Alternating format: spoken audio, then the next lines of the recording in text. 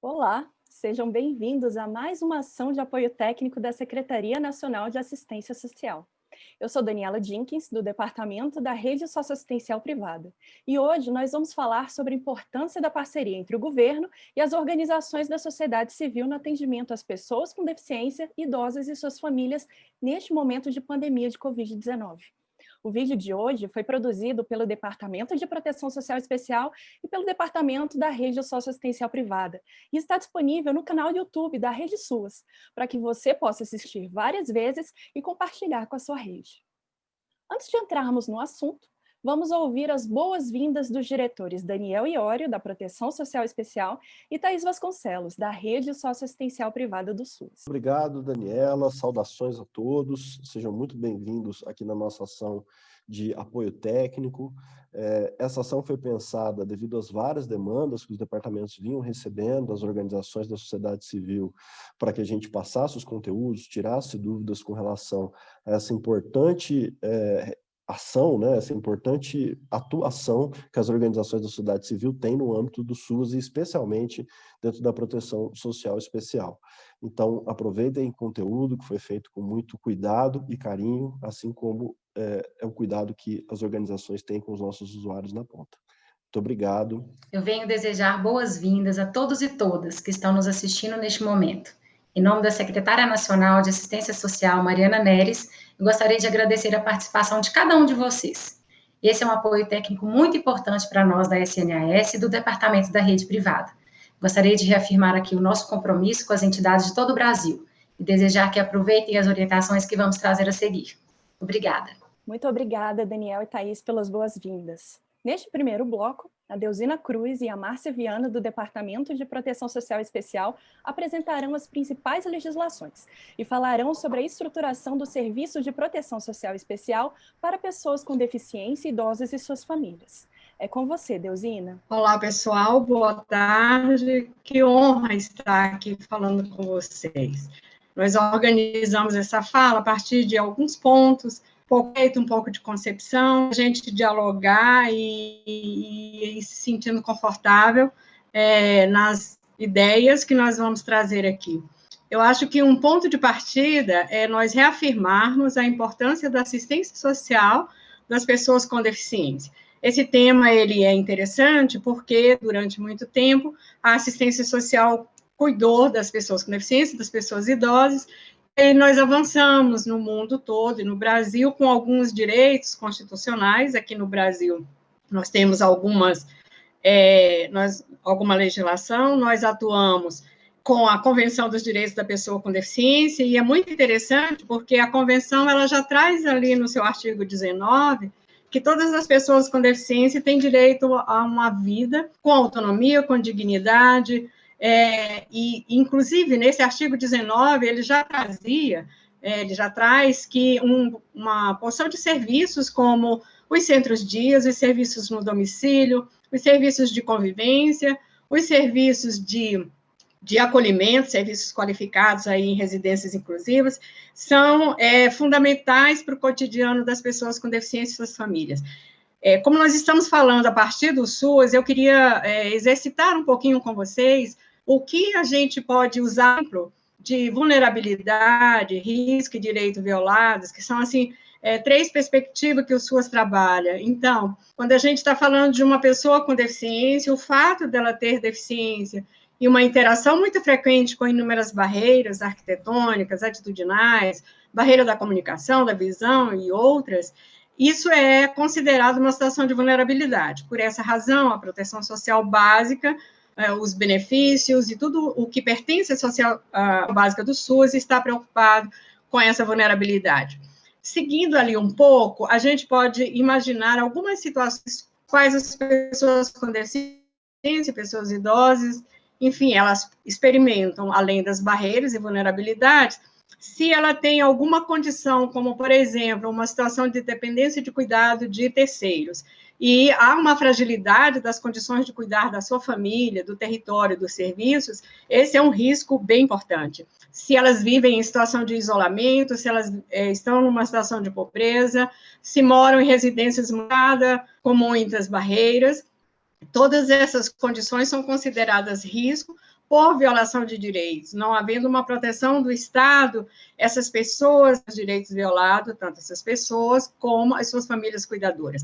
E aí, na sequência também, como a gente está colocando, se você tiver pessoas com deficiência adultas e idosas, inclusive, né, vítima de negligências dos cuidados, violências e violações de direito, isoladas sozinha, idosos cuidando de idosos, os cuidadores idosos fragilizados pela idade ou pela falta de condições de cuidar, também isso vai fazer demanda por essas pessoas seguramente estarão em população de rua, elas serão institucionalizadas de forma inadequada e por longo tempo. Isso a gente considera direito violado. Então, como vocês observaram, é um trânsito, é um percurso que, se a política pública de assistência social atuar desde a proteção social básica, especial, de média e de alta complexidade, nós conseguimos transitar tudo isso, apoiando as pessoas com deficiência, as pessoas idosas e os seus cuidadores familiares.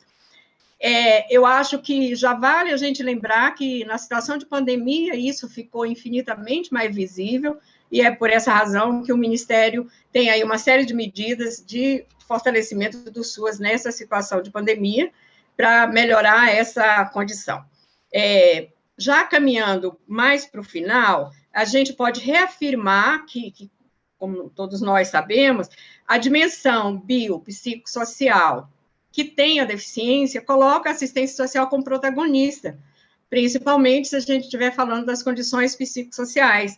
As biológicas, elas sempre foram reconhecidas, são do campo da saúde, e nós ficamos, então, com o psicossocial. Então, dentro do objetivo do SUAS e toda a sua rede, de fortalecer a capacidade de cuidar das famílias, a capacidade de cuidar dos serviços, dos territórios, significa que essas pessoas, elas terão mais aquisições, mais condição de acessar a serviços de habilitação, reabilitação, escola, trabalho, transporte, moradia, elas terão mais condição de enfrentar essas barreiras. E aí a gente, então, vai ter uma participação com todas as pessoas com deficiência nos seus ciclos de vida, crianças e tudo mais, e vai aí até a fase adulta. Só reafirmando, a Lei Brasileira de Inclusão reescreve o que seria tecnologia assistiva e ajudas técnicas, e ela coloca esses profissionais, esses serviços que nós estamos falando, fiquei maravilhada, ela coloca os centros-dias, os cuidadores sociais, os assistentes pessoais, o profissional de apoio escolar, né?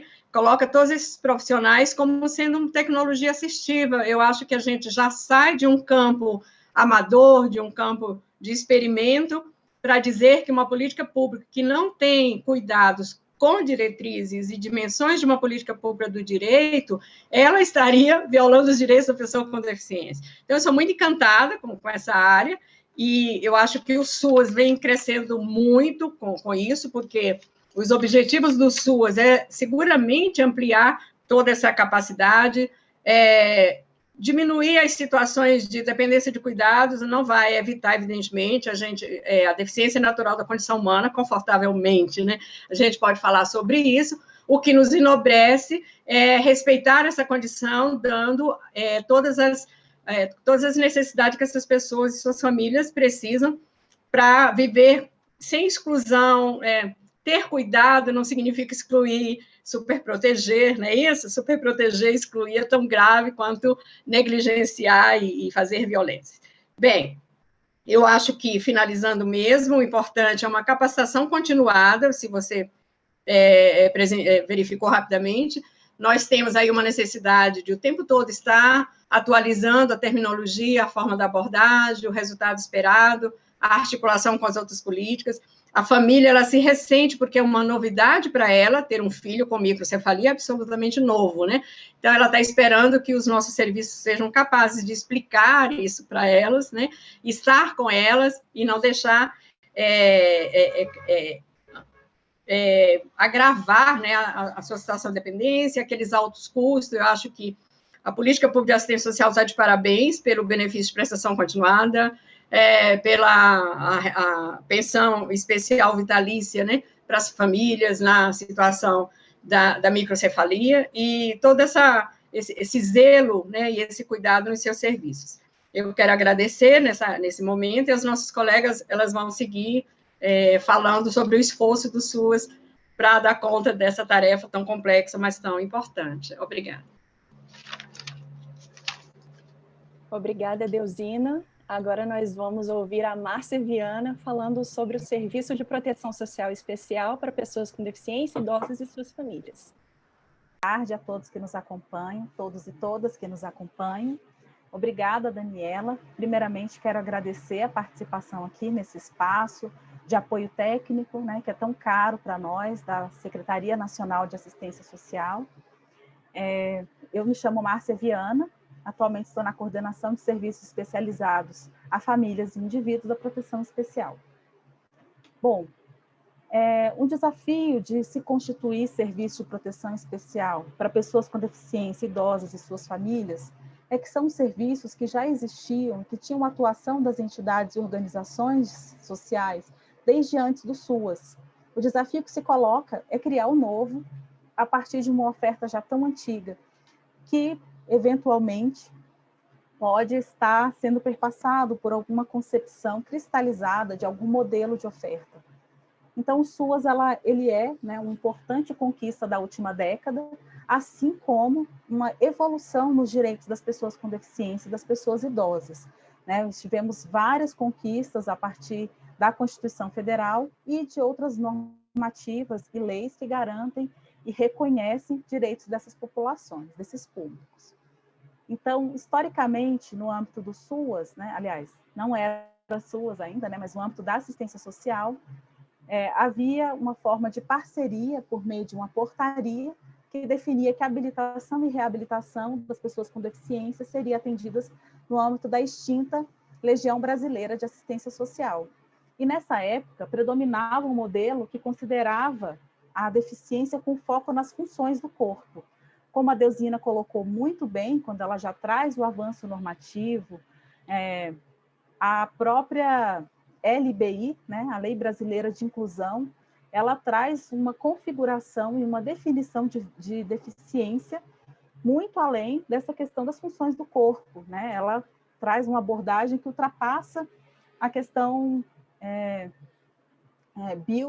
biopsicossocial, né?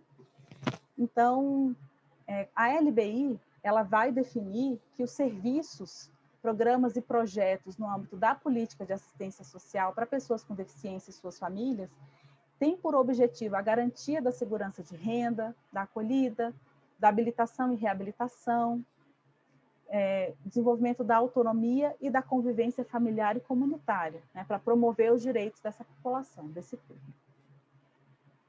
E deve ser realizado por meio de um conjunto integrado de ações de assistência social no âmbito da proteção básica e proteção especial. É importante fazer um recorte só para reconhecer uma atuação fundamental da nossa política de transferência de renda e dos benefícios. O benefício de prestação continuada garantiu, especialmente para a população idosa, a saída, né, na década de 80, tinham inúmeras pessoas que viviam em situação de extrema pobreza. E atualmente, nessa faixa etária, esse número é bastante reduzido. Então, é significativo a oferta de proteção social por meio do acesso à renda. Mas isso não é suficiente para garantir a proteção desse público.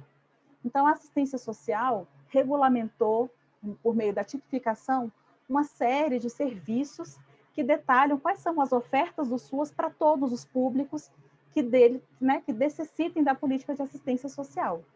E a tipificação, ela traz com clareza que alguns serviços são público-estatais, como o PAIF e o PAEF, que são ofertados no CRAS e no CRES, respectivamente, e outros serviços que podem ser prestados por meio de parceria e articulação com as entidades da rede privada. Então, estes serviços não governamentais, eles têm, né, são ofertados pelas entidades, eles têm uma característica de serem um serviço público, porque são relevantes para a população, são ofertas importantes. Mas, ao mesmo tempo, são considerados, são não estatais porque podem ser prestados em articulação. E quando a gente fala em articulação, a gente está falando de complementariedade, a gente está falando que são ofertas públicas e que não concorrem com as ofertas do SUAS, elas complementam, né? Elas vêm trazer a integralidade da proteção tão pretendida pelo SUAS. Então, é importante para essa oferta que sejam alinhadas normas e procedimentos comuns. Então, as entidades precisam conhecer, se apropriar do SUAS, né? Conhecer quais são as ofertas e adaptar as suas ofertas ao escopo de atuação do SUAS. Não cabe mais ao SUAS fazer coisas que não são próprias da sua oferta, né? Que descaracterizam as ofertas do SUAS. Então, o SUAS ele oferta proteção, oferta cuidado, e no âmbito da proteção social especial, de média complexidade, tem um serviço específico, que é o Serviço de Proteção Social Especial para pessoas com deficiência, idosas e suas famílias, com algum grau de dependência, que ele tem o objetivo de promover a autonomia, a inclusão, a melhoria da qualidade de vida das pessoas, e olhando para a dupla, pessoa cuidada e cuidador. Então, o foco do serviço é ampliar a capacidade protetiva da família. É um reconhecimento de que, para a família exercer o cuidado e proteção, ela também precisa ser cuidada pelo Estado ou por ofertas públicas não estatais, como eu falei antes. Então, para esse serviço, é importante ter uma equipe específica, habilitada para a prestação desses serviços, que podem enfrentar desde situações de isolamento, de falta de estimulação, de desenvolvimento da pessoa com deficiência, como também situações mais graves, como situações que envolvem violência e outras, todas as formas de violência, né? E outras violações de direitos que podem afetar a pessoa idosa ou pessoa com deficiência. Então, tem uma preocupação também com a acessibilidade a esse serviço. Então, ele tem distintas unidades de oferta, ele pode ser ofertado nos centros-dia, de acordo com o censo SUAS de 2019, há mais de 1.640 serviços, centros-dia, né? Que 95% é ofertado por entidades da rede socioassistencial privada, então é um número bastante expressivo de entidades que estão atuando aí no campo de enfrentamento das violências, das violações e de desenvolvimento da autonomia, né? Ele também pode ser ofertado por outras unidades referenciadas no domicílio ou no próprio CREAS, se ele tiver condições e equipe, espaço físico para realizar isso. É importante a gente mencionar que a oferta do serviço no domicílio do usuário é uma estratégia fundamental para garantir a acessibilidade. A LBI já fala disso, e aqui nós queremos incentivar que os municípios também procurem fazer essas ofertas no domicílio dos usuários, que sejam ampliadas essas ofertas, porque existem inúmeras barreiras para pessoas com deficiências e pessoas que têm mobilidade reduzida de chegarem até os serviços. Isso desde questões territoriais, ausência de rampa, escada, ausência de, inclusive, acessibilidade dentro de casa, que restringem muito a participação e o direito dessas pessoas, né, de estarem em sociedade e a convivência familiar e comunitária que o SUAS tanto valoriza. Então, essa estratégia seria fundamental para garantir acessibilidade e proteção e evitar o agravamento de situações de violação de direitos. Então, esse é um convite que nós fazemos. Nesse período de pandemia, é necessário, é importante considerar as questões de saúde, né, para que seja uma visita, um atendimento no domicílio com segurança para pessoas, né, que já são do grupo de risco para a Covid-19, e também para os trabalhadores e trabalhadoras, né? Então, nós vamos falar aqui mais adiante sobre a importância do uso de EPIs e de uma pactuação, um diálogo, né, com a rede de saúde para identificar os riscos, mas, na medida do possível, a gente recomenda que esse serviço no domicílio seja incentivado, porque é uma estratégia fundamental de proteção desse público. Então, é isso, eu agradeço e passo a palavra para a Daniela. Pela contextualização, Márcia e Deusina. E você que está nos acompanhando neste momento, não esqueça de curtir este vídeo e seguir o canal da Rede SUS no YouTube para ter acesso a outros conteúdos da Secretaria Nacional de Assistência Social. Neste segundo bloco, A Flávia Leite, do Departamento da Rede Socioassistencial Privada, e a Márcia Viana, do Departamento de Proteção Social Especial, falarão sobre as organizações da sociedade civil que atuam na política de assistência social e a importância da parceria entre o governo e as organizações da sociedade civil para o Sistema Único de Assistência Social. É com você, Flávia. Obrigada, Daniela. Cumprimento as minhas colegas também, Deusina, Márcia, a todos e todas que estão nos ouvindo nesse apoio técnico. É muito importante falarmos da articulação entre o poder público e as organizações da sociedade civil no Sistema Único de Assistência Social. A minha fala está organizada em 3 eixos. No primeiro eixo, eu vou tratar um pouco do que é uma organização da sociedade civil de assistência social. No segundo eixo, quais são os níveis de reconhecimento dessas organizações no Sistema Único de Assistência Social. E no terceiro eixo, alguns pontos importantes sobre o marco regulatório das organizações da sociedade civil no SUAS. Então, eu vou passar uma apresentação com alguns pontos. São muitos conteúdos, então eu vou tentar passar por eles brevemente pelo tempo curto que a gente tem, mas a nossa equipe do Departamento da Rede Privada está à disposição para esclarecer possíveis dúvidas. Então, eu peço que pode passar, por favor. Então, a primeira questão é o que são organizações da sociedade civil? Pode passar mais um slide, por favor. Essa nomenclatura, ela passa a ser adotada a partir da Lei 13.019, de 2014, conhecida como Marco Regulatório das Organizações da Sociedade Civil, que é a Lei 13.019, e nós adotamos essa nomenclatura na política de assistência social a partir da resolução do Conselho Nacional de Assistência Social, número 21, de 2016, que regulamenta como vão ser celebradas e como estão sendo celebradas as parcerias entre a administração pública e as organizações, que são organizações e entidades sem fins lucrativos, ou seja, não têm o lucro como seu objetivo, e são classificadas segundo a Lei Orgânica de Assistência Social em atendimento, aquelas que prestam serviços tipificados, como a Márcia já mencionou na Tipificação Nacional dos Serviços Socioassistenciais, para indivíduos e famílias em situação de vulnerabilidade e risco social. Elas podem também ser de assessoramento e ou defesa e garantia de direitos, atuando com sujeitos coletivos, como movimentos sociais, organizações de usuários, dentre outros. Elas têm trajetória histórica na provisão de ofertas socioassistenciais no SUAS, e o primeiro ponto importante é conhecer as normas do SUAS. Pode passar. São muitos referenciais importantes, eu não vou ter como falar de cada um deles, por isso eu recomendo muito que vocês acessem o blog da Rede SUAS, onde constam todas essas normativas, como a Tipificação Nacional dos Serviços Socioassistenciais, com todos os serviços reconhecidos na política. Alguns serviços são exclusivamente prestados pelo poder público, outros podem ser feitos em parceria com organizações da sociedade civil. A Política Nacional de Assistência Social, a Norma Operacional Básica de Recursos Humanos do SUAS, que vai trazer os profissionais necessários, quais são as trabalhadoras e os trabalhadores para que os serviços sejam executados, dentre outras que eu vou falar um pouquinho mais à frente. Pode passar.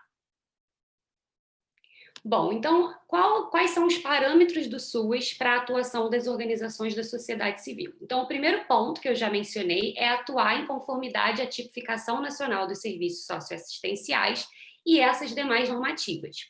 Executar ações de caráter continuado, permanente e planejado, ou seja, é preciso que haja uma organização, que esses serviços sejam ofertados sem interrupção e que os usuários e as usuárias tenham conhecimento dos horários de funcionamento e de como funciona esse serviço. É preciso que as ofertas sejam garantidas na perspectiva de autonomia e garantia de direitos dos usuários e também que eles sejam gratuitos e universais, ou seja, a todos necessitarem. Esses são os níveis de reconhecimento das organizações da sociedade civil no SUAS. Então, o primeiro nível de reconhecimento é a inscrição nos conselhos de assistência social, ou seja, todas as organizações da sociedade civil, sejam elas exclusivamente de assistência social ou que realizem a prestação de alguma oferta reconhecida na política precisam ter a sua inscrição nos conselhos de assistência social dos seus municípios ou do Distrito Federal, se for o caso. Esse nível é obrigatório para todas as organizações da sociedade civil que atuam no SUS. O segundo nível é o Cadastro Nacional de Entidades de Assistência Social, que também é um nível obrigatório para as organizações que desejam acessar recursos públicos do SUS. E um terceiro nível, opcional às organizações da sociedade civil, é a Certificação de Entidades Beneficentes de Assistência Social, o SEBS. Eu vou aprofundar um pouquinho deles agora nos próximos slides. Bom, a inscrição nos Conselhos de Assistência Social ela é regida pela Resolução do Conselho Nacional de Assistência Social, número 14 de 2014. Eu recomendo muito que vocês acessem a versão comentada, uma orientação técnica conjunta feita pela Secretaria Nacional de Assistência Social e pelo Conselho Nacional de Assistência Social. Nessa normativa estão estabelecidos os princípios, as diretrizes e os requisitos para uma organização da sociedade civil ser reconhecida na assistência social. As organizações que desejam buscar a inscrição ou que já possuam inscrição precisam manter contato contínuo com o Conselho e apresentar um plano de ação e um relatório de atividades, dentre outros documentos expressos nessa norma. O segundo nível de reconhecimento, que é o Cadastro Nacional de Entidades de Assistência Social, o CNEAS, ele é um instrumento de gestão, acompanhamento e reconhecimento das organizações da sociedade civil e de suas ofertas no território. Ele é preenchido pelos órgãos gestores municipais e suas equipes técnicas, com todas as ofertas daquelas organizações já reconhecidas nos conselhos de seu território. As organizações não acessam o sistema do cadastro, mas podem verificar a sua situação cadastral no CNEAS por meio da plataforma Consulta CNEAS. Basta jogar no seu navegador Consulta CNEAS e o primeiro endereço, basta digitar o CNPJ ou fazer uma busca por município ou estado e vocês poderão ver se já estão cadastradas e qual é a situação cadastral. Como eu vinha falando, o CNEAS também é requisito para acesso a recursos públicos no SUAS, sejam esses recursos emendas parlamentares federais, parcerias com os órgãos gestores municipais ou por meio da certificação de entidades beneficentes de assistência social, que é o terceiro nível de reconhecimento das organizações no SUAS. A certificação de entidades beneficentes de assistência social, o SEBAS, é um instrumento do governo federal que concede isenção fiscal às organizações da sociedade civil que atuam nas áreas da saúde, educação e assistência social. As organizações que desejam pleitear esse nível de reconhecimento devem seguir os requisitos dispostos na Lei 12.101 de 2009, lembrando que a inscrição nos Conselhos de Assistência Social dos municípios e o registro concluído no Cadastro Nacional de Entidades de Assistência Social é um requisito. Quaisquer outras dúvidas sobre a certificação de entidades beneficentes de assistência social podem ser solucionadas no canal sebas@cidadania.gov.br. Por fim, o último eixo trata-se do Marco Regulatório das Organizações da Sociedade Civil e o Sistema Único de Assistência Social. Como eu havia falado, a Lei 13.019 de 2014, que dispõe sobre a celebração de parcerias entre a administração pública e as organizações da sociedade civil, ela traz um padrão nacional para as parcerias, tanto nas políticas setoriais, como saúde, educação, e também especificamente para a política de assistência social. O chamamento público é a regra geral, que é uma das novidades, com algumas questões de dispensa de chamamento prevista na Lei 13.019. Ela traz mais segurança jurídica para os órgãos gestores e as organizações da sociedade civil, transparência na aplicação de recursos públicos, além de valorizar a sociedade civil como parceira complementar no Sistema Único de Assistência Social. Então, nós recomendamos que vocês conheçam essa norma e também a resolução do Conselho Nacional de Assistência Social número 21 de 2016, lembrando que o Cadastro Nacional de Entidades Sociais, o seu cadastro concluído, me desculpe, o seu cadastro concluído no CNEAS é requisito para o acesso a recursos públicos. E também que na política de assistência social não há transferência de recursos diretamente para organizações da sociedade civil, sim através dos fundos municipais e estaduais de assistência social. Eu agradeço e passo a palavra para a Daniela. Obrigada, Flávia. E agora a Márcia Viana vai falar um pouco mais sobre a importância da parceria entre o governo e as organizações da sociedade civil no SUAS. É com você, Márcia. Obrigada, Daniela. Bom, essa importância, né, dessa articulação das ações entre o governo e a sociedade civil, ela é histórica. As entidades têm um papel importantíssimo no âmbito do SUAS, enquanto sociedade civil atuam reconhecendo o caráter de proteção, né? E eu queria ressaltar que a assistência social, ela é uma política de seguridade social não contributiva, ela tem um caráter público, e isso quer dizer que quem tem a primazia pela atuação é o Estado, né? Mas essa primazia se traduz na regulação e na organização dos serviços, programas, projetos, né? E os resultados dessa atuação é um esforço coletivo, né, que busca romper com uma cultura clientelista, segmentada e pontual.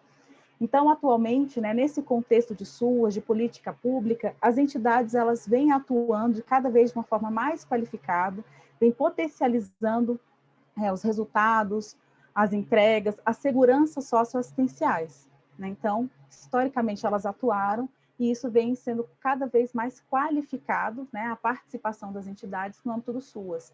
Isso, a participação, né, das entidades está prevista desde a Constituição Federal, né, as entidades elas são chamadas a ofertar um serviço que ele é público, né, porém não é prestado pelo Estado, então tem uma característica do público não estatal, e o Estado precisa dar condições para essa realização, né? Ele precisa coordenar essas ações no âmbito da assistência social.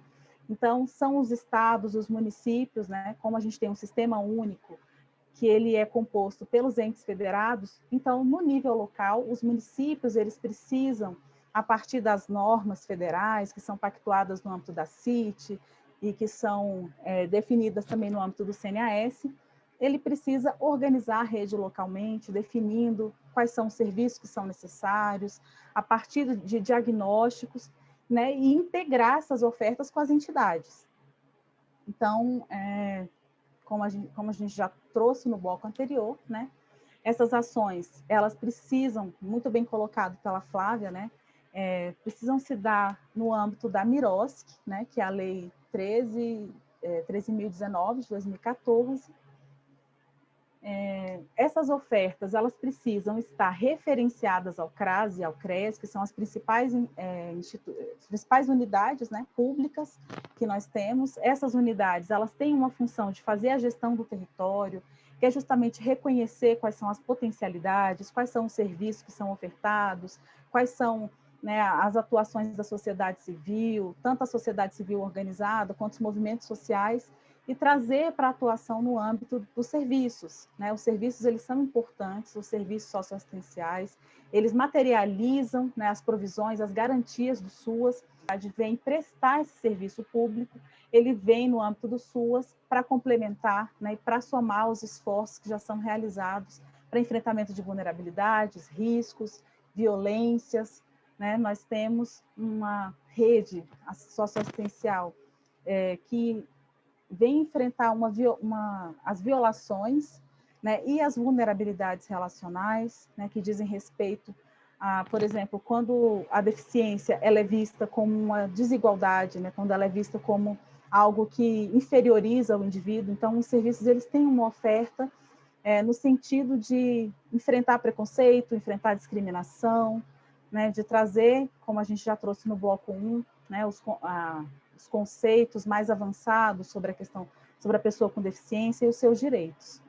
Então, para a política de assistência social ofertar toda a sua capacidade de proteger as famílias e as pessoas com deficiência e pessoas idosas, é fundamental a articulação entre as políticas, né? Sejam elas as políticas sociais ou as políticas de garantia de direitos, a articulação aí com sistema de justiça também. Muitas das violações que são vivenciadas pelas pessoas com deficiência são muito graves, né, e podem necessitar de uma atuação que não é da assistência social, né, não cabe à assistência social investigar as denúncias, mas cabe atuar de uma maneira protetiva.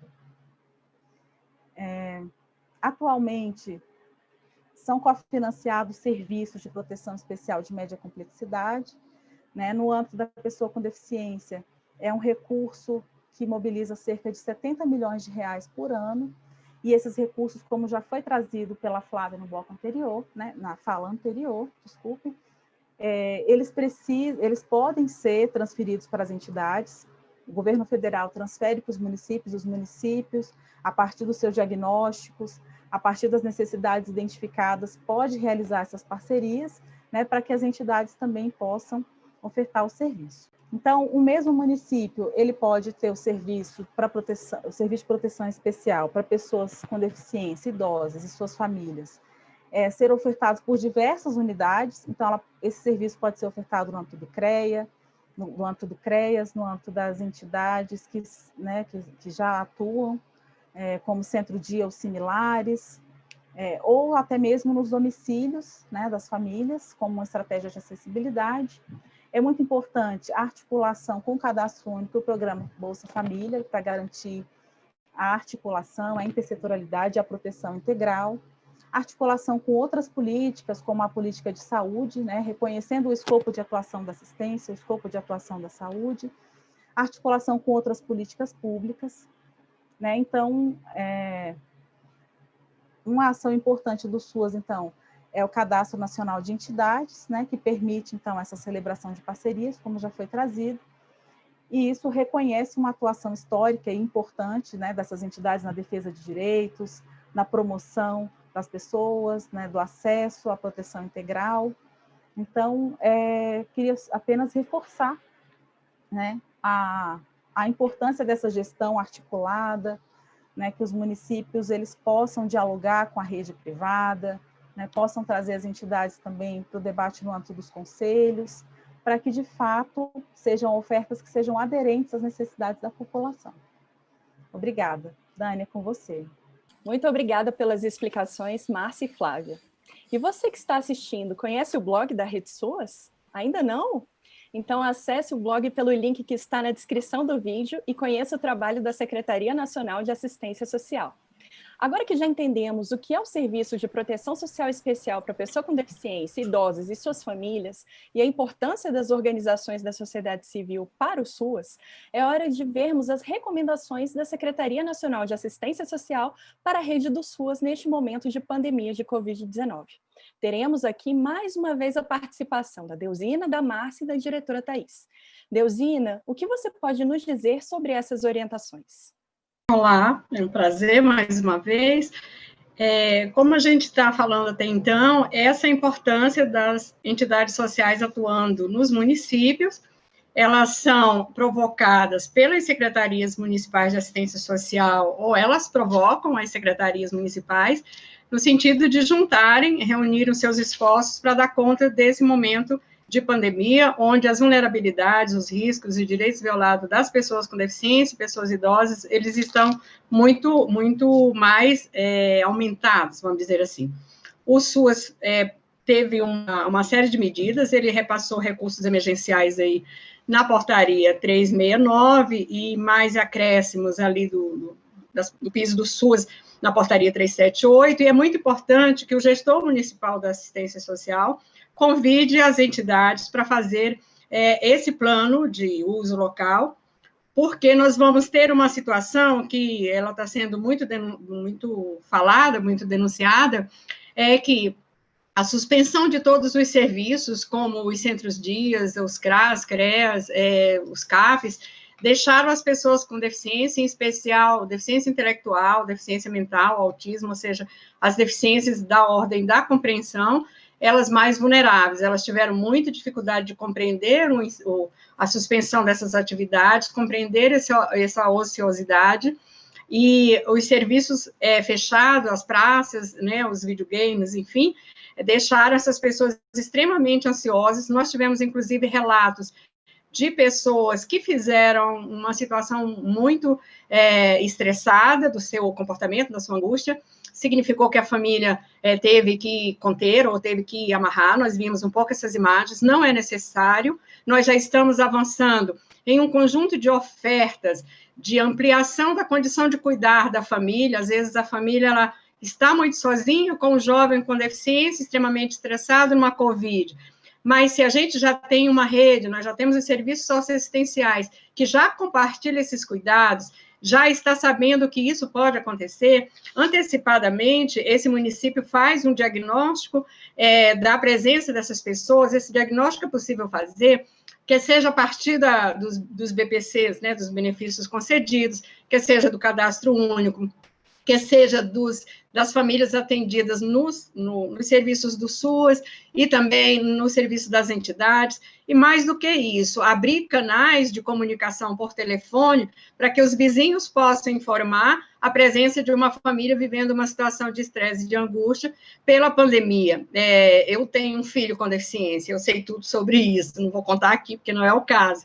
Mas, assim, com certeza, com a contribuição e com a ajuda, tudo isso passa tranquilamente. Inclusive, as pessoas com deficiência nesse perfil que eu estou dizendo, elas tendem a acatar essas novas orientações com facilidade. Nós recomendamos, então, que as entidades e as secretarias se juntem para fazer esses planos de identificação, né, dessas famílias nos territórios. Os serviços fechados temporariamente, eles elaboraram uma série de metodologias, eu tenho conhecido metodologias fantásticas de atendimento por por telefone, por zap, pela televisão, pelo rádio, enfim, várias estratégias, a produção de material e a entrega na casa das famílias, e o relato que a gente tem é de que os serviços, ao se aproximarem do domicílio das famílias, eles têm uma outra dimensão do trabalho deles. Eles presenciaram potencialidades nos domicílios e também alguns riscos, ou seja, famílias, novamente, né, idosos cuidando de idosos, ou famílias muito isoladas. A tendência à negligência, à superproteção, eles relatam a ideia de trancar a pessoa em casa como sendo uma superproteção. Nós não emitimos juízo de valor, porque se você não tem com quem compartilhar, você tranca, né? E aí isso não é mais necessário, nós já temos outras estratégias. Então, os serviços alcançar o domicílio e verificar essas vulnerabilidades e esses riscos.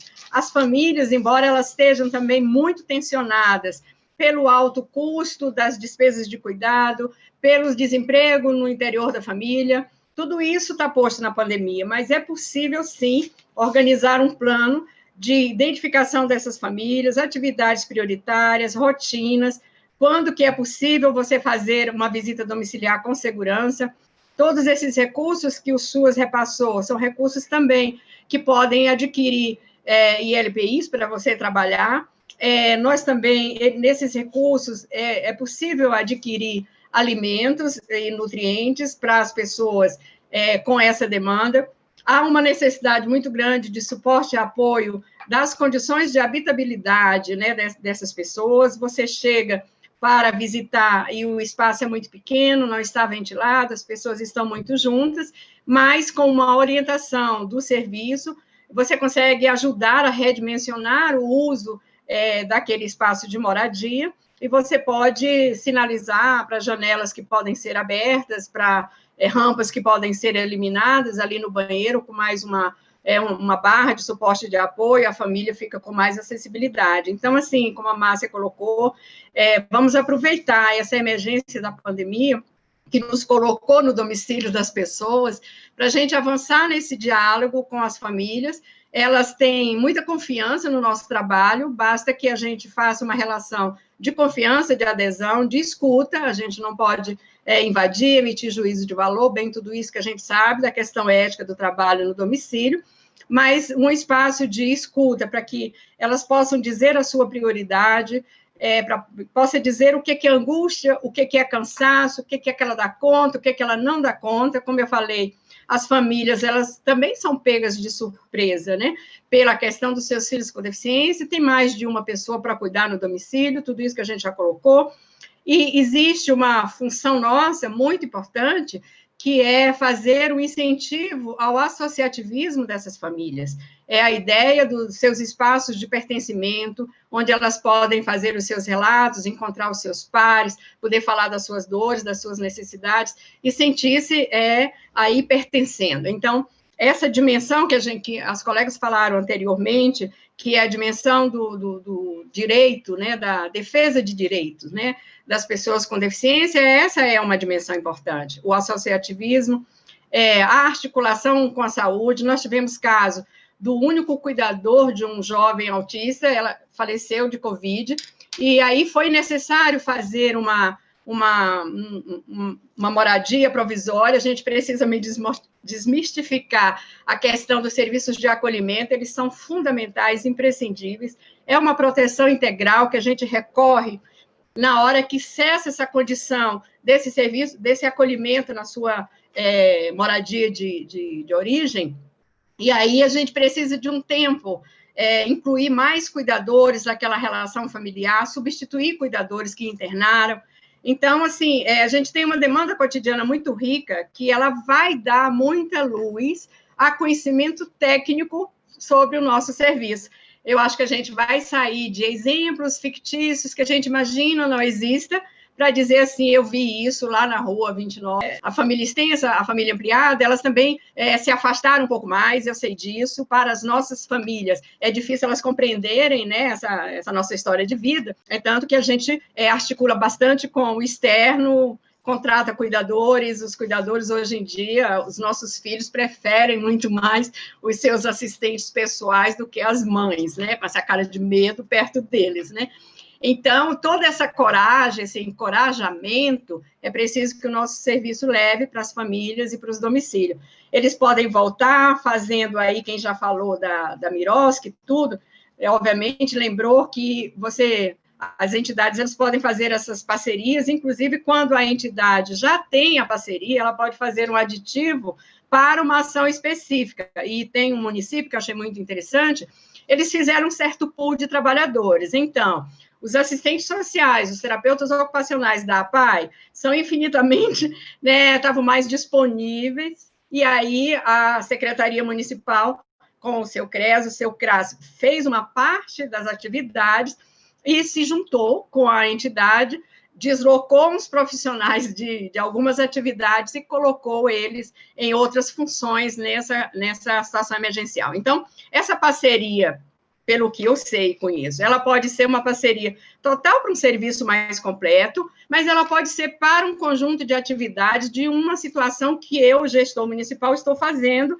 mas que se eu pudesse ser acrescida, né, de trabalhadores com maior capacidade, eu faria isso de uma forma mais rápida. Então, a Dani pode completar, mas existe a relação inicial das parcerias, mas existe muito situações complementares aí, aditivos, apostilamentos, né? Ela sabe sobre tudo isso, que o município pode fazer com as entidades e fazendo proposições de atuações mais emergenciais, mais assertivas para a nossa função do SUAS com essas pessoas. Eu acho que era essa a contribuição que nós queríamos dar nessa parte, né? Obrigada. Obrigada, Deusina. Apenas complementando, o marco regulatório das organizações da sociedade civil, ele estipula duas formas, dois instrumentos que podem ser feitos para ajustes nos planos de trabalho. Um deles é o termo de apostilamento, quando são pequenas ações de melhorias no plano de trabalho e não envolvam aumento de prazos, mudanças de prazos ou aumento de recursos. A partir do momento em que há esse tipo de mudança mais substancial, como prazos e recursos, a gente já consegue fazer um termo aditivo na parceria, e a gente sempre recomenda, obviamente, que todas essas alterações sejam conversadas entre a organização da sociedade civil e a gestão municipal, para que possam ser feitos todos os ajustes e ter o aval de ambas as partes. Agora a gente vai continuar com a Márcia.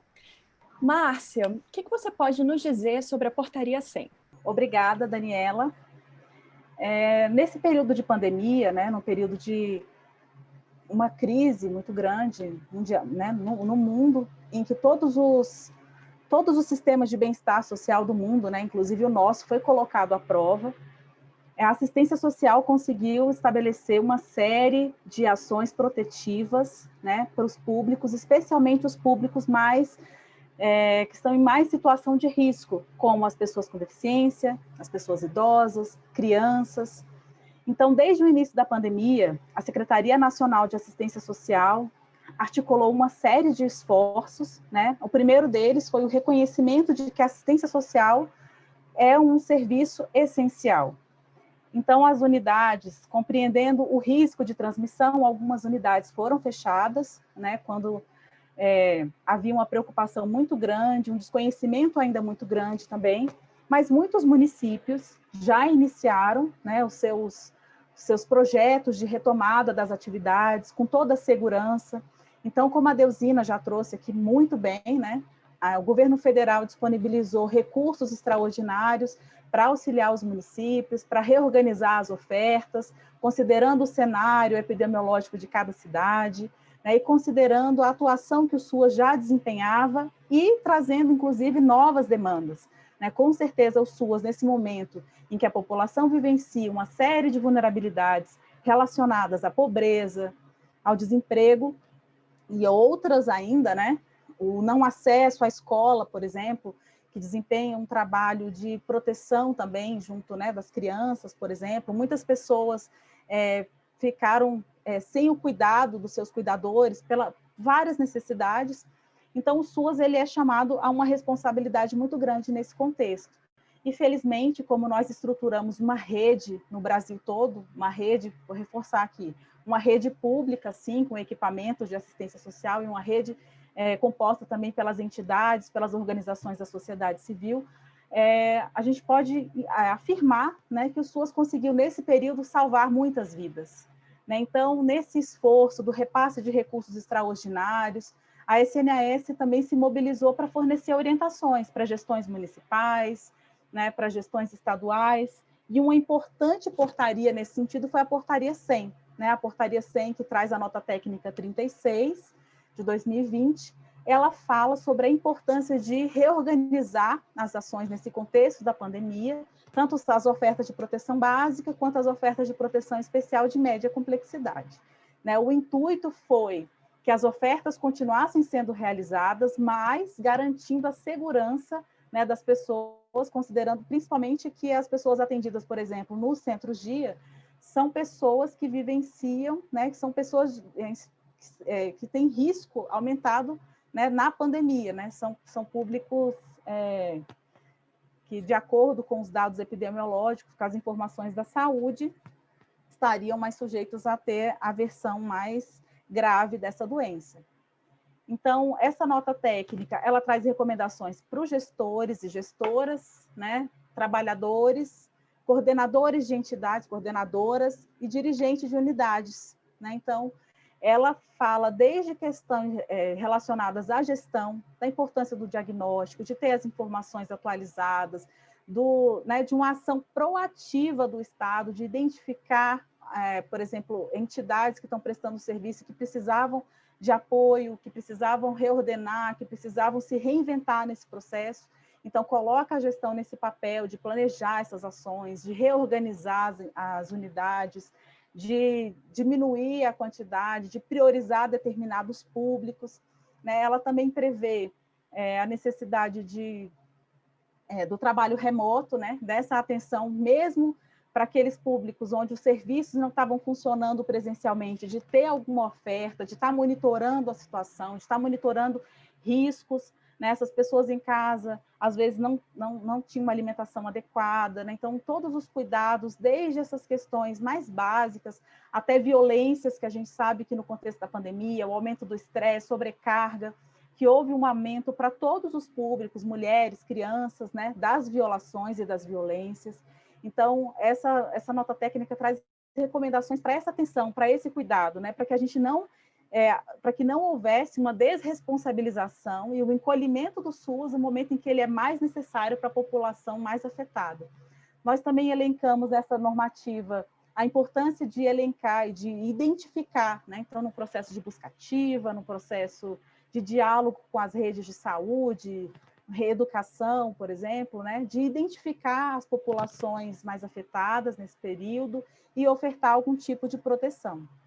Então, essa portaria e essa nossa nota técnica, né, é um instrumento fundamental para a reorganização do trabalho, ela traz diretrizes bem claras, ela fala da importância de criação de um plano de contingência, que inclusive envolva as entidades, né, as necessidades das pessoas que já vinham sendo atendidas pelas entidades e de outras pessoas que agora eventualmente estão mais protegidas e que necessitariam desse suporte. Né, e tudo isso é colocado assim, sem prejuízo, né, das recomendações que já foram adotadas em âmbito local, da articulação que já vinha sendo feita com a política de saúde, né, todas essas orientações que a gente traz, elas precisam ser compatibilizadas localmente, considerando o cenário epidemiológico, os grupos que estão em maior situação de risco no seu município, né? E então tudo isso é trazido nessa orientação e é uma orientação muito importante. E a gente queria chamar a atenção, especialmente de alguns públicos que podem estar em situação de maior risco, né? Que são as famílias que têm pessoas que dependem de cuidados, seja pela idade ou pela questão de deficiência, e até mesmo crianças na primeira infância, né? Que dependem de um cuidado permanente e que não têm rede de apoio. Então, essas famílias, elas podem estar numa situação ainda mais grave, especialmente se o cuidador, ou no caso a cuidadora, pertencer a um grupo de risco e for contaminado, né? Então, a gente ficou muito preocupado, né, nesse sentido de, enquanto alguém está recebendo os cuidados médicos, precisou ser internado, outras pessoas ficaram desprotegidas em casa. Pessoas com deficiência e idosos que vivem sozinhos, sem rede de apoio, então é considerável o número de pessoas idosas e com deficiência que vivem sozinhos, que talvez não dependem de cuidados, mas que a situação de isolamento, a situação de confinamento, né, pode ter gerado, além de todo o prejuízo, né, do convívio, também pode ter gerado questões psicológicas com relação a tristeza, a depressão, né? Esse cenário também é muito perigoso para esse público que não tem rede de apoio, então o serviço também precisa estar atento, né, para enfrentar essas vulnerabilidades que às vezes não são do campo material, mas que são importantes e que afetam o bem-estar dessas pessoas. E a questão das pessoas também com deficiência, idosos, que podem estar vivenciando negligência ou violência. Então, existem vários canais de denúncia. O CREAS, os serviços da assistência social, eles não atuam na investigação, mas têm uma atuação importante na proteção, na oferta de cuidado, de compartilhamento de cuidado, de possibilidade de repassar informações de qualidade, né, informações úteis, de facilitar a articulação com a rede. Então, essa orientação ela é nesse sentido. Ela, como eu já falei, ela inclui não só as organizações e os serviços estatais, mas também os públicos não estatais ou não governamentais. A SNS recomendou que essas entidades fossem incorporadas no planejamento dessas ações no território, né, e que também fosse facilitado o acesso a canais de comunicação com os usuários. Então, como a Deusina também já trouxe, né, ter canais, divulgar os telefones, ou se não for possível o telefone, que fosse divulgado canais de e-mail, alguma forma como a população poderia acessar o serviço, né, para que não se configurasse aí uma desproteção e uma redução das nossas atribuições no momento em que o SUAS é tão necessário. Foi feita uma live sobre essa portaria, ela está disponível no nosso canal do Ministério, né, da Secretaria Nacional de Assistência Social. Quem quiser saber mais, eu acho que é importante que você consulte e venha conhecer essa live, tem as normativas que eu já citei. E é isso, é um canal importante para a qualificação nesse momento de crise, nesse momento difícil que nós todos estamos vivendo, mas que tem pessoas, né, pela uma série de precariedades e vulnerabilidades, precisam muito mais do SUAS, e o SUAS tem que estar presente, tem que estar forte, garantindo essa proteção, né, que a gente vem construindo aí ao longo dos anos. Obrigada, Daniela, é com você. Obrigada, Márcia. Agora vamos conversar com a Thaís. Quais são as portarias elaboradas pelo Departamento da Rede Socioassistencial Privada? Obrigada, Dani. Vamos lá. Inicialmente, eu gostaria de reforçar o papel das entidades e reconhecer que elas são parte fundamental do Sistema Único de Assistência Social, além de grandes parceiras na execução das ofertas do SUS em todo o Brasil. Infelizmente, esse ano está sendo um ano atípico, devido à pandemia do novo coronavírus. Desde março, quando a pandemia chegou ao Brasil, o Ministério da Cidadania está trabalhando sem descanso para garantir que a assistência social continue atuando e trabalhando em prol das milhares de pessoas que tiveram sua condição de vulnerabilidade agravada nesse período. Foram elaboradas diversas portarias e notas técnicas para a rede do SUS, que tratam de procedimentos e recomendações sobre as ofertas dos serviços, como já citado anteriormente. Por terem papel fundamental no SUS, as organizações de assistência social contribuem para a prevenção e o combate aos efeitos e à propagação do coronavírus. Por isso, o Ministério da Cidadania editou algumas portarias que estão ajudando as entidades durante esse período. Publicamos a portaria 355 em abril de 2020, que prorrogou o prazo para adoção exclusiva do Sistema Eletrônico de Requerimentos do SEBAS, até 31 de dezembro de 2020. Até essa data, então, receberemos protocolos de modo físico, via correios ou diretamente no nosso balcão de atendimento. Essa portaria também dispensa, durante este ano, a comprovação da conclusão do Cadastro Nacional de Entidades e Organizações de Assistência Social para obtenção do SEBAS. Também publicamos a Portaria 419, em junho, e a Portaria 469, em agosto deste ano, prorrogando os prazos para apresentação de requerimento de renovação do SEBAS, prorrogando prazos para as entidades apresentarem resposta de diligência e ainda suspendendo a publicação de indeferimentos até 21 de outubro. Assim, esperamos apoiar as entidades para que possam seguir realizando suas ofertas e se dedicando àqueles que mais necessitam nesse momento, que é a população em situação de vulnerabilidade. Aproveito para reiterar o compromisso do Ministério da Cidadania e de toda a equipe do Departamento da Rede Privada, com as entidades que compõem a Rede SUS, e parabenizar a todas pelo excelente trabalho que vem realizando neste momento tão sensível que estamos vivendo. Obrigada. Muito obrigada a todas pelas explicações. Neste último bloco, a Deusina e a Flávia responderão algumas perguntas que chegam com frequência aos departamentos. Essa primeira pergunta é para a Deusina.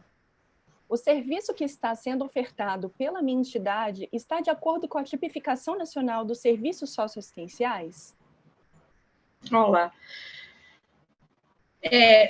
Sim, nós estamos aqui dialogando exatamente para que as entidades conheçam também melhor o serviço da assistência social, o que ela faz, quais as entregas que nós precisamos garantir no campo da assistência social. Por isso falamos largamente até então.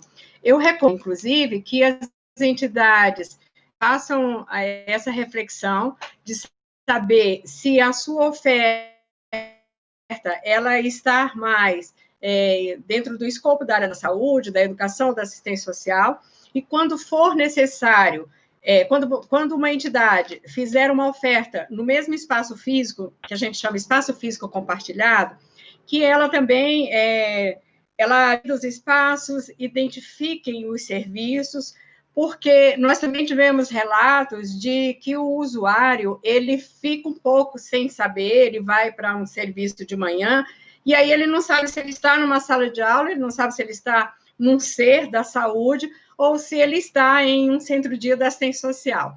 Eu frequento muitos serviços, e eu sei que a principal necessidade é da gente identificar a relação da pessoa com o serviço, o que o serviço está esperando dele, o que ele está esperando do serviço, na sua identidade, no seu direito individual a estar em vários serviços.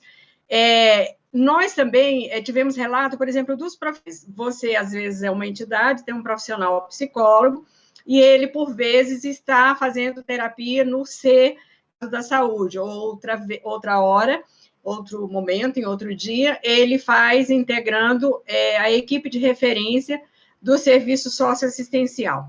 Quando os trabalhadores estão atuando em cada um desses serviços, tem normativas, tem protocolos, tem metodologias do fazer, tem entregas desejadas.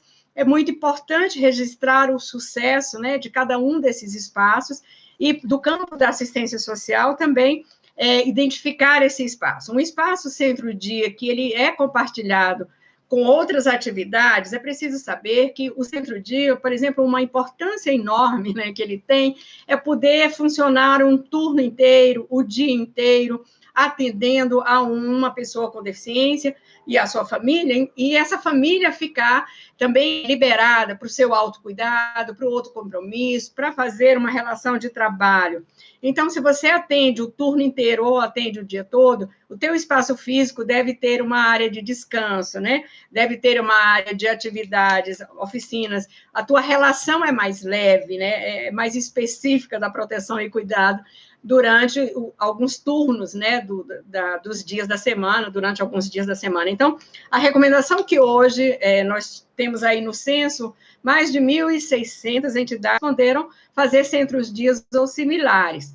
Quando a gente vai olhar um pouco a carga horária, os trabalhadores, as atividades, eu acho que a gente necessita aí melhorar um pouco mais, organizar um pouco mais, é claro que depende muito do financiamento, todo mundo vai dizer, mas eu recebo muito pouco, não tem importância. Se você recebe muito pouco, faça um pouco muito bem feito. Se você recebe muito, faça um muito, muito bem feito, né? As parcerias, elas são exatamente para dar conta dessa diversidade de condição de oferta, e aí a gente vai tentando melhorar, mas seguramente são parceiros primeiros, né? Importantíssimo, e a gente só tem a crescer junto mesmo. Obrigada, Deusina. A segunda pergunta é para Flávia. Qual a importância do acompanhamento das organizações da sociedade civil no SUAS e o que devem fazer para integrar a rede socioassistencial? Olá a todas e todos novamente, obrigada, Daniela. Então, o acompanhamento das organizações da sociedade civil é fundamental para a gente ter uma rede integrada e qualificada no Sistema Único de Assistência Social. Então, cabe à gestão manter um diálogo contínuo, tanto com o Conselho Municipal de Assistência Social, como com as próprias organizações da sociedade civil. Então, é importante que tenham fluxos de diálogo, reuniões sistemáticas, que a gestão conheça toda a rede privada do seu território e procure responder às informações que são solicitadas nos sistemas da rede SUAS. O Cadastro Nacional de Entidades de Assistência Social é um deles. Nós temos também o Censo SUAS, que está aberto para preenchimento nesse momento, e outros sistemas. Então, esse diálogo com o Conselho e com as organizações é fundamental. As visitas técnicas, por hora suspensas, nesse contexto que nós estamos vivendo, elas também são importantes no momento oportuno, respeitando as condições sanitárias e de saúde de cada território. Em relação às organizações da sociedade civil, o que é fundamental? Primeiro, conhecer as normativas da política de assistência social, sobretudo a tipificação nacional dos serviços socioassistenciais, verificar se o serviço que você está prestando está de acordo com as regras, os princípios, se está garantindo a participação e a autonomia dos seus usuários e das suas usuárias, manter organizados fichas dos usuários e das famílias atendidas, conhecer, procurar dialogar com o órgão gestor, caso você tenha alguma dificuldade, ou até com o próprio conselho, e lembrando também que nós aqui da Secretaria Nacional de Assistência Social também estamos disponíveis para prestar qualquer tipo de informação ou dúvidas. E lembrando, o primeiro nível de reconhecimento é a inscrição no Conselho de Assistência Social, obrigatório para todas as organizações que ofertam algum serviço tipificado. O segundo nível de reconhecimento é o Cadastro Nacional de Entidades de Assistência Social, preenchido pelos órgãos gestores, mas vocês, trabalhadoras e trabalhadores de organizações, podem consultar a situação cadastral de suas entidades por meio da consulta CNEAS. Basta digitar consulta CNEAS no seu navegador e pesquisar pelo CNPJ da sua organização. E o terceiro nível de reconhecimento opcional, ele não é um nível obrigatório para as organizações, é a certificação de entidade beneficente de assistência social. Então, esses dois níveis, inscrição nos Conselhos de Assistência Social e o registro concluído no Cadastro Nacional de Entidades de Assistência Social, é fundamental, requisitos obrigatórios para que a organização integre o Sistema Único de Assistência Social. Então, procure também ficarem atentos aos informes da gestão local, do seu território, aos materiais de orientações técnicas no blog da Rede SUS. Lá tem todas as orientações sobre os serviços, normativas, e qualquer dúvida, entre em contato com a gente. Obrigada, passo a palavra para a Daniela novamente. Obrigada, Flávia. Essa terceira questão vai para a Deusina. Minha entidade pode integrar a rede de oferta dos serviços e receber recursos emergenciais repassados ao município em decorrência da pandemia causada pela Covid-19? Sim, a resposta é sim. A gente até já comentou um pouco sobre isso. A portaria 369 tem live sobre a sua explicação. Ela faz alguns blocos ali para dentro do SUS, né, seu parceiro, que é a questão da aquisição dos alimentos, é a questão de LSPI e tudo mais, mas ela tem uma cláusula muito específica sobre ações socioassistenciais. E aí ela tem em perguntas e respostas, ela vai dialogando um pouco, dizendo que as ações socioassistenciais, elas podem ser organizadas em redes suas, porque quando você identificou uma situação de emergência, como, por exemplo, encontrou pessoas com deficiência, pessoas idosas em situação de rua, para fazer essa abordagem emergencial, pode ser que o município precise da sua parceria para fazer uma abordagem emergencial, para identificar essa situação que ele tomou conhecimento, né?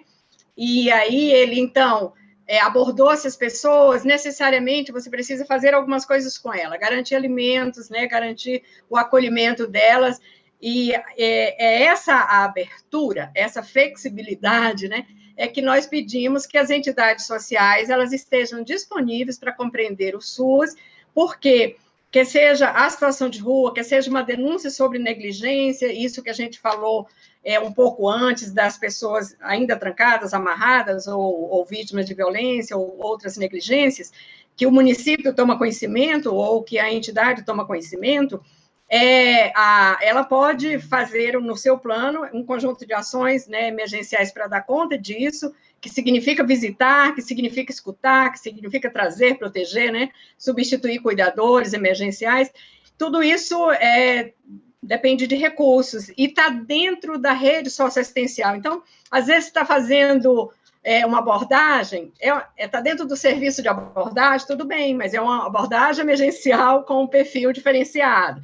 Você identificou uma necessidade de acolhimento, é claro, a gente tem o serviço de alta complexidade, serviços de acolhimento em muitas possibilidades, como, por exemplo, compra de vagas em uma pousada, compra de vagas em um hotel, ampliar um serviço de acolhimento para poder acrescentar um grupo, né, que você identificou de forma emergencial para proteger, aí tudo aquilo que a gente falou e o suporte e o cuidado no domicílio. Então, não há nenhuma ilegalidade, dificuldade em seguir fazendo as parcerias, fazendo os suplementos e os complementos, aí dentro dessa riqueza de demanda emergencial pela Covid. Quando terminar a Covid, nós vamos estar infinitamente mais capacitados para fazer o SUAS, né? Porque já exercitamos rotinas e emergências, o que vai aumentar a nossa qualificação, capacitação, né?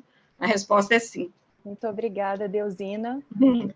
Obrigada, querida, que bom estar aqui com vocês. Agora a gente vai para a última questão deste bloco com a Flávia. Como a gestão da organização da sociedade civil deve se organizar neste momento de pandemia? Oi, Daniela. Então, a primeira questão é manter o diálogo com o órgão gestor do seu território, observar quais são as orientações sanitárias decorrentes desse cenário epidemiológico que a gente está vivendo, de que forma o seu município está se articulando com a área da saúde e como o órgão gestor está reorganizando as ofertas nesse período. Então, aquelas organizações da sociedade civil que executam acolhimento institucional, um serviço da proteção social especial de alta complexidade, que não puderam ser interrompidos em nenhum momento, é fundamental observar as orientações técnicas e as portarias expedidas pelo Ministério da Cidadania onde constam uma série de orientações se preocupando com a saúde das trabalhadoras, dos trabalhadores e principalmente dos usuários. Então, é fundamental conhecer essas orientações e essas normativas que estão no blog da Rede SUS. Aquelas organizações que tiveram o seu serviço interrompido e estão em contato com o órgão gestor, é sempre importante esse contato, nós recomendamos, observando a realidade de cada município, porque nós temos municípios com realidades muito distintas, então, em contato com o órgão gestor, começar a planejar um plano de retomada dos atendimentos, sempre pensando na saúde dos usuários, das usuárias, das trabalhadoras e das famílias atendidas. Aquelas organizações que executam parceria com os órgãos gestores, como a Deusina já mencionou, a Márcia, é importante, nesse contato com o órgão gestor, verificar se é necessário algum tipo de ajuste nesse termo de parceria nesse momento. E também os órgãos gestores envolverem as comissões de monitoramento e avaliação previstas na Lei 13.019, para que possam acompanhar esses ajustes com as organizações da sociedade civil parceiras nesse período de pandemia. Então, mais uma vez, a gente recomenda muito o acesso ao blog da Rede SUS, onde são inseridas todas as informações, notas técnicas, orientações de como as organizações e os equipamentos e os órgãos gestores podem ter de informações nesse período que estamos vivendo. Passo para a Daniela. Muito obrigada, Flávia, Deusina, Márcia, aos diretores Daniel e Thaís. Antes de encerrarmos, a gente vai fazer aqui mais um Minuto do SUS, que é, na verdade, um momento de reflexão para você que está nos assistindo. Como você, gestor, trabalhador, integrante de organização da sociedade civil, podem melhorar cada vez mais o atendimento às pessoas com deficiência e pessoas idosas? Reflitam sobre isso. É importante, acima de tudo, que vocês conheçam todas as normativas, que vocês vejam as lives que já foram feitas pela Secretaria Nacional de Assistência Social. E lembrem-se sempre da necessidade de diálogo entre as equipes, com as organizações da sociedade civil. A gestão local ela é necessária justamente para fazer essa ponte e desenvolver atividades de forma conjunta. É essencial que a gente trabalhe junto, não só nos momentos de dificuldade como esse que a gente está passando, mas todo esse serviço que a gente faz para melhorar a vida dos cidadãos, principalmente daquelas pessoas que estão vivendo em situação de vulnerabilidade. Então, reflitam a respeito disso. E se vocês tiverem qualquer dúvida, como já foi explicitado ao longo dessa live, a gente tem diversos canais de comunicação. A gente tem a blog da Rede SUS, a gente tem o canal do YouTube da Rede SUS, nós temos diversas orientações técnicas, o site do Ministério da Cidadania, e a gente agradece a atenção de todos vocês que nos acompanharam. A gente também tem a Central de Relacionamento do Ministério da Cidadania pelo telefone 121, ou a página eletrônica do Ministério www.cidadania.gov.br. Agradecemos a todos vocês que participaram desta ação de apoio técnico conosco. Até logo!